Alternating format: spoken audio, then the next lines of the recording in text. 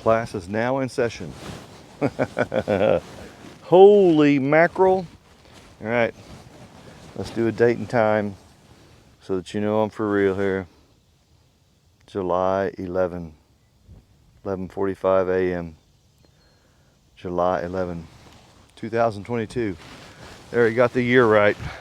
Holy cow, it's hot. So we're doing some follow-ups. Hadn't filmed in a little bit, you know. Been kind of busy, but things have changed. So I felt compelled I need to really catch up on video lessons. So here we are. So look behind the two hives. Here's some lessons. I want to throw you several tips. Welcome to Little Creek Bee Ranch, by the way. Behind the hives, brown. It's dry as a bone, man. Let me spin you. Check it out. Squeaky noise. Everywhere's dry. We're down here in the nursery apiary again. Updating. Let's get settled. Dry, very dry. Crispy Critters dry. Rice Krispies dry. Dry. Got the idea? Watching these two now. Okay, lessons. These two nukes, the one on the left, these were swarm catch boxes that we set on pedestals. If you've been following us, you know that we set up a nursery apiary, Catch Box Nursery Apiary, back here in the far south of the property. And we started off pretty good. And the rain picked up, and the rain picked up, and then the rain went nutso. And then a good thing got worse. Oh, can we go? I don't know if we can zoom in further. No? All right. So, I'm gonna take you up.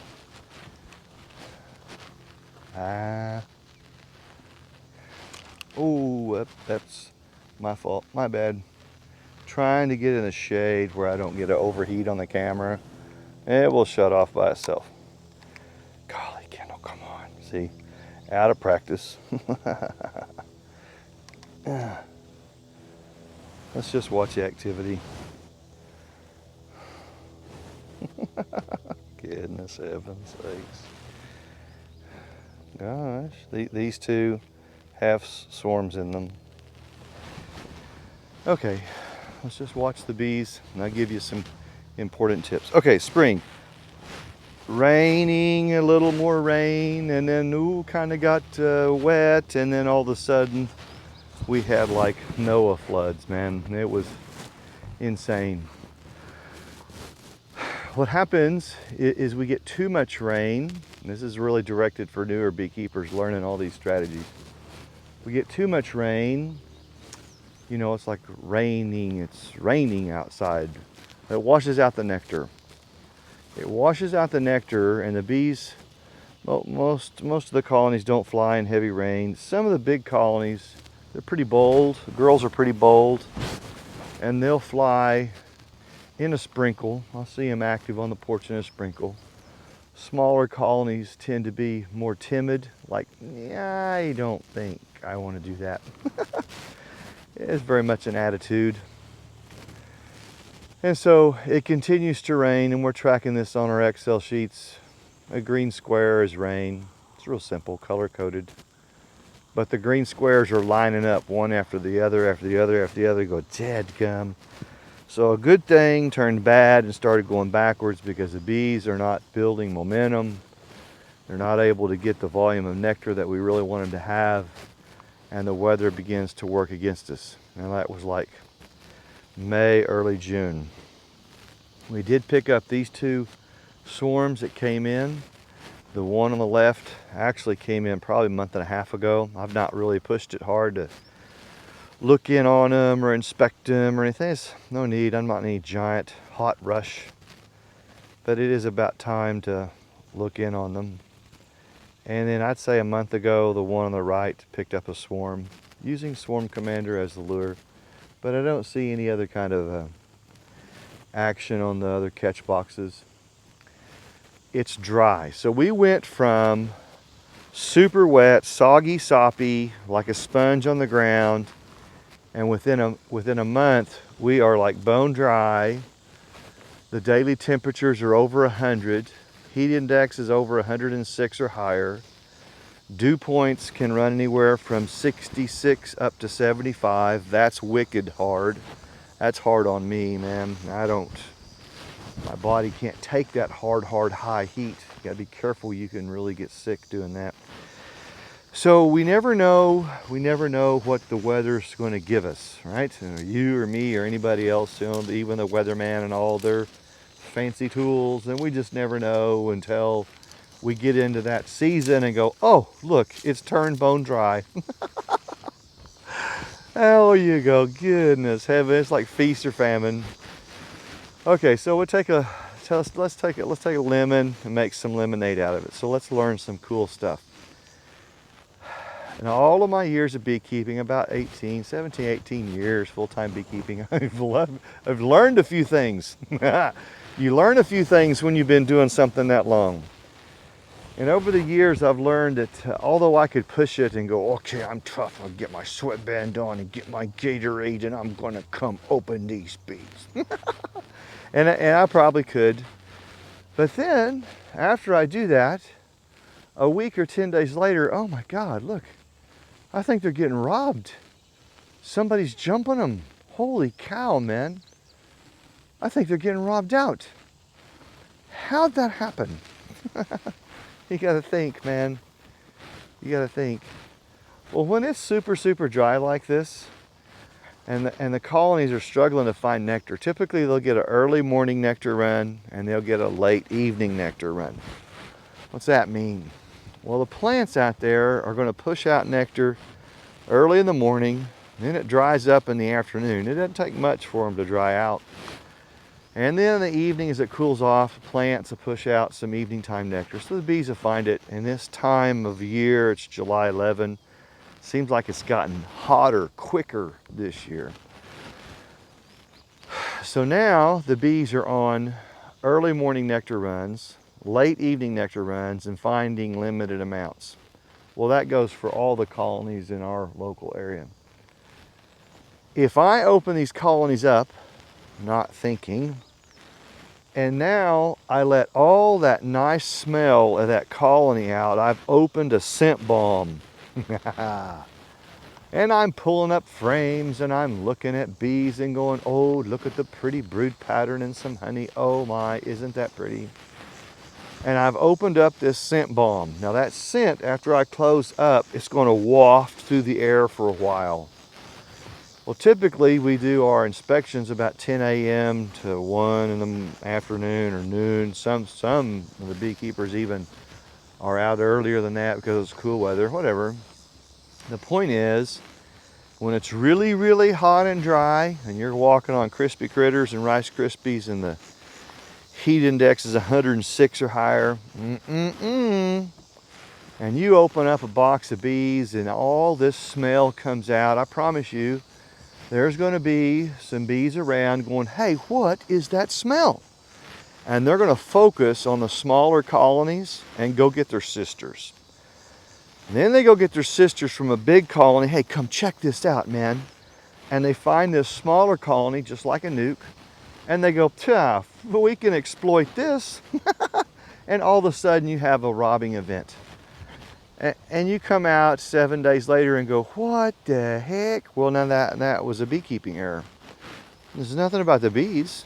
You're the one that created that. Because you also jammed up, get your sweatband on and your Gatorade going, and you get all suited up. I'm going to look in on these bees.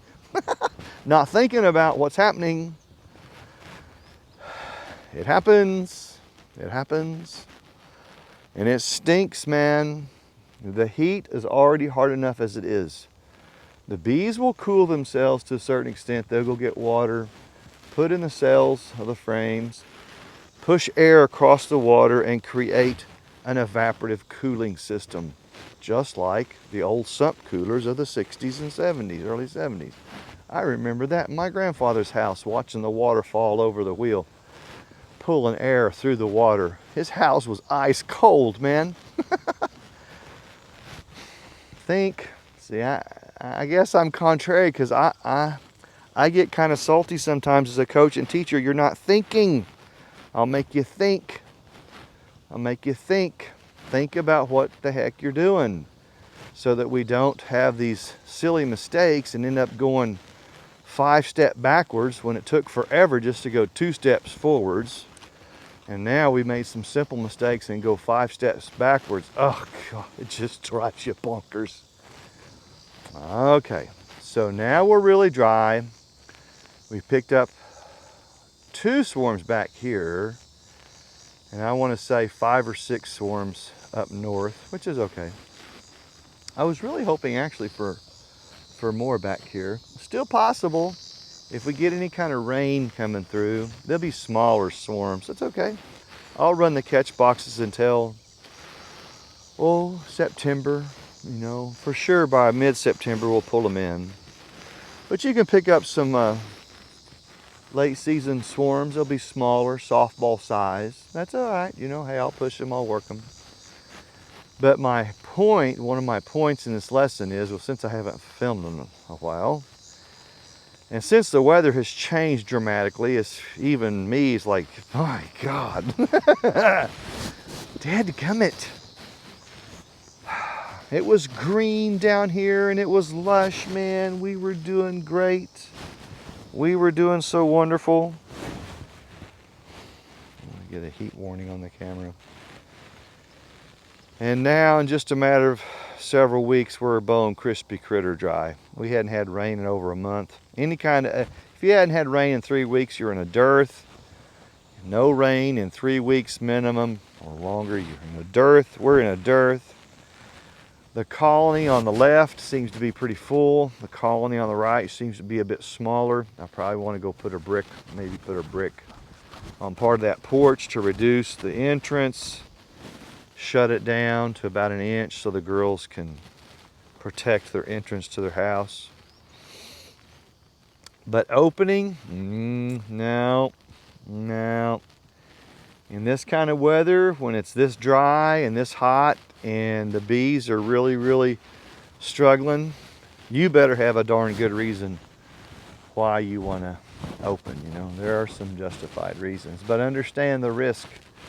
And when you open, you're going to be emitting all of this smell. And boy, I'm telling you, if you aren't careful, you're going to start a robbing event, and it's kind of tough to get robbing events started. You can take a sheet, bed sheet, soak it in a 5-gallon bucket of water, and throw it over the colony for a day or two. That helps deter. Robbers work by smell. Robbers work by smell. Okay? So when you open it up, get ready. You have created a scent bomb, and it's going to waft through the air.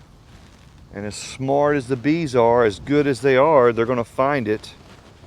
And you could end up losing a colony. So, nah, not really hot to push that. I kind of want to hold my own where I am. Just want to hold my own where I am. Certainly don't want to back up. But then if we get a couple of days of rain, I mean, then it kind of changes. It puts out a bunch of nectar and the bees are focused on the nectar, and you might open up and do an inspection a day or so after a rain event comes through. The bees will be all excited to go out there and get nectar. In other words, they will be smelling more nectar than they would the scent bomb that you open up. Just pay attention to the weather. But this is a good time to film. I hadn't done a lesson in a while. Just been super busy and the weather's changed and it's very frustrating. I don't change it, so I just have to roll with it. I get some bees on the right side there. Love it. It's all a principle, man, you know. You don't control it. The bees don't ask me my opinion. The way you'll learn how to read the front porch, the way they're coming back in, I'm watching them. They're coming in kind of butt heavy. Butt heavy, their bottom, their honey sac, their honey tummy's full of nectar. So they're kind of slipping in and kind of bouncing in butt low. So they're finding some nectar somewhere. which is a good thing. But I just get kind of apprehensive. Why do you want to open it so darn hot and dry? Yeah. Yeah. Be a student of the porch. You'll hear me say that a million times. Be a student of the porch. Learn how to read the porches. There's a good little booklet we showed on one of our videos called At the Hive Entrance. You can get it on Amazon. I think it's $7 or $8. And the author goes through and lists all the activity all the various kinds of activity outside on the front porch and what it means. Very cool. A worthy read. Keep it kind of to your side. You know, it's a good little helpful booklet to have on hand. At the Hive Entrance. Picture of an old man sitting on a stool looking at the face of a beehive. I don't know, man.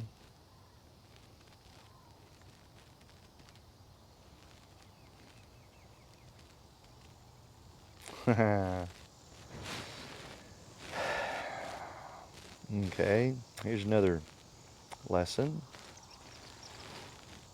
Robbing activity, action can take on different rhythms. Sometimes it's frantic, like you'll see the bees, they're frantic, frantically dashing in. Grab the groceries, girls, hurry home, run home. Frantic.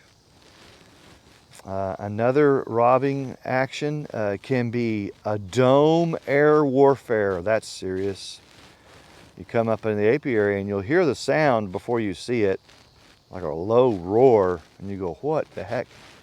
And you'll see a dome of bees outside over the hive, about 5 or 6 feet off the ground, a black dome. And the girls are fighting air to air warfare. Well, that's dangerous. Been there, done that, and was 40 yards away, and a defender came zipping over to my face and stung me on the right eyelid. That'll ruin your day. Man, a little bit of Benadryl and Jack Daniels, the day is over for a couple of days. Yeah, so always have a look up before you come bouncing into your apiary. Dome air warfare, black dome over the colony, air warfare. That's one action of robbing. Another one that's more subtle and harder to spot, like if you had these two right here, the wind's picking up. You have a subtle floating action from one to the other. Floating from one to the other, back and forth, and kind of slow, and you go, what the heck? You kind of see it and you're kind of not sure about what you're seeing, and it's real soft, it's real slow. One colony is robbing out the other one next door as we float slowly back and forth so nobody can tell what we're doing. They're very clever. And what you can do is when you think you see floating, go to the parent house, the one you think's being robbed out, and put some powdered sugar, just like a little handful. Just kind of throw it on the porch. You know, get some bees dusted. Throw a little bit on the porch, and then stand back and see if you can see white bees go into the other box. Right? Or if you want to do it the other way, powdered sugar on the robbers that you think are going next door to rob the weaker house, whatever. Use some powdered sugar and throw on the porch. Get some bees dusted white and see if you see white bees floating back and forth and back and forth and back and forth. It helps to reduce the entrances of the porch. Now this group on the left is pretty big and robust. I'm not too terrible worried. I see them, I see their butts sticking out on the porch. They're vented in the back. The lower part of both of these nukes are vented in the back low, so I know they're getting some air. We'll have to pay attention. Yeah, robbing is a serious deal. Hey, you know, this is beekeeping, man. There's nothing perfect. It's about trade-offs. Trade-offs. What are you willing to give and get? Expectations. Get ready. Change your expectations. Be flexible. Be very, very flexible. Just don't ever quit. Don't ever give up. It's frustrating, I know. At times it's very frustrating. There's always next season, you know, but we're going to keep pushing on. I do need to do some inspections on some of the other colonies, but we are dangerously dry. And I looked at the temperatures for next week and we're up to 102, 103 for ambient temperatures. Gosh, that'd put heat index to almost 110 probably. I won't be outside. That's too dangerous. Okay, once you get heat exhaustion, your body's never the same, man.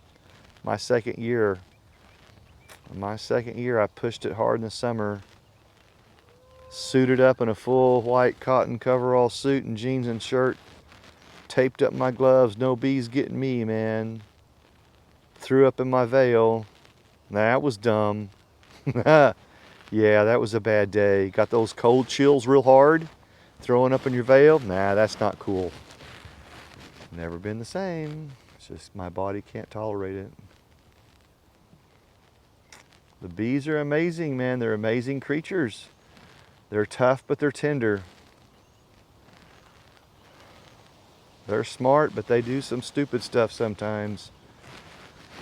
Independent, but they need a little help. So just kind of following up on some of the work we've done here in the back. It's been a while since I filmed in the Catch Box Nursery. Took on 2 swarms here. That's cool. I am excited to look at them. I need to wait though. Need some rain. I saw a young deer this morning when I was coming down. That was cool, man. I must have jumped her up from her shady bed. She was back there along the tree line. Back there, it's kind of the 10 o'clock position. And she was just kind of walking along. I just stopped the bobcat and rolled the throttle back and watched her. It's pretty cool. She's like, yeah, whatever, it's too hot to run, dude. I'm not running either. Ah, goodness. All right. More lessons to come, man. Promise, there's a lot more lessons to come. If you kind of like how we teach and our methodology, and you've never really seen us before, learned much from us, you might check out littlecreekbeeranch.com and go to the personal advisor program. That's really our flagship service, private coaching service, which is a big deal because the learning curve in beekeeping will throw you in the mud. It's tough, man. It's a high learning curve, and it really does pay to have a committed coach that you can call on or text immediately to get answers to your questions. There's a whole list of benefits there we've written down for the program. Educational newsletter, conference call at the end.